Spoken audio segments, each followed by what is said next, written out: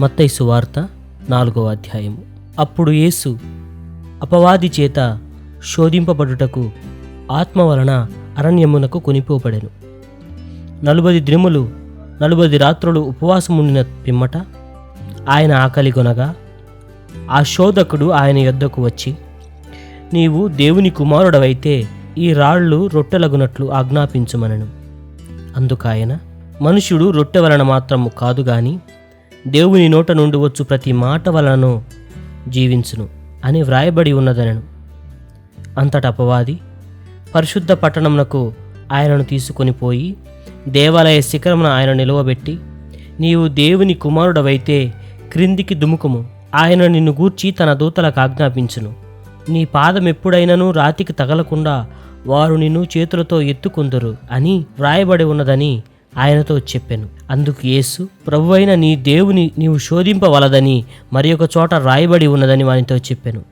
మరలా అపవాది మిగులు ఎత్తైన ఒక కొండ మీదకు ఆయనను తోడ్కొని పోయి ఈ లోక రాజ్యములన్నిటినీ వాటి మహిమను ఆయనకు చూపి, నీవు సాగిలపడి నాకు నమస్కారము చేసిన ఎడల వీటన్నిటినీ నీకిచ్చిదనని ఆయనతో చెప్పగా, యేసు వానితో, సాతానా పొమ్ము, ప్రభువైన నీ దేవుని మొక్కి ఆయనను మాత్రమే సేవింపవలనని వ్రాయబడి ఉన్నదనెను.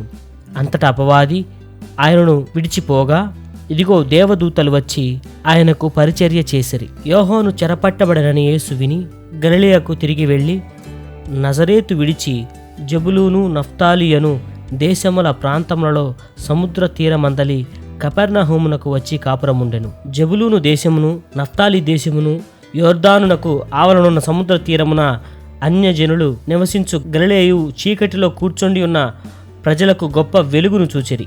మరణ ప్రదేశములలోను మరణ ఛాయలలోను కూర్చుండి ఉన్న వారికి వెలుగు ఉదయించెను అని ప్రవక్త అయిన యెషయా ద్వారా పలుకుబడినది నెరవేరునట్లు ఇలాగు జరిగెను. అప్పటి నుండి యేసు పరలోక రాజ్యము సమీపించి ఉన్నది గనుక మారు మనస్సు పొందుడని చెప్పుచూ ప్రకటింప మొదలుపెట్టెను.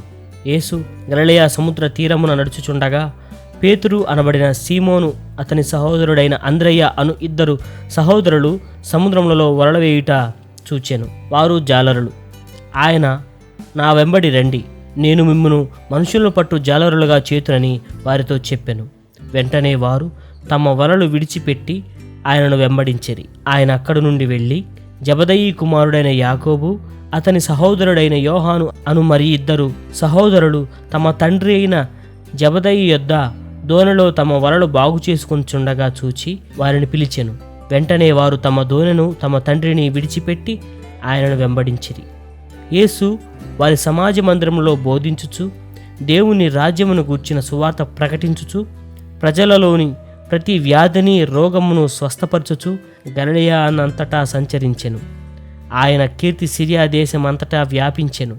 నానా విధములైన రోగముల చేతను వేదనల చేతను పీడింపబడిన వ్యాధిగ్రస్తులందరినీ, దయ్యముల పట్టిన వారిని, చాంద్ర రోగులను, పక్షవాయువు గలవారిని వారు ఆయన యొద్దకు తీసుకొని రాగా ఆయన వారిని స్వస్థపరిచెను. గలిలయ, డెకపొలి, యెరూషలేము, యూదయను ప్రదేశముల నుండి యోర్దానునకు అవతల నుండి బహుజన సమూహము ఆయనను వెంబడించెను.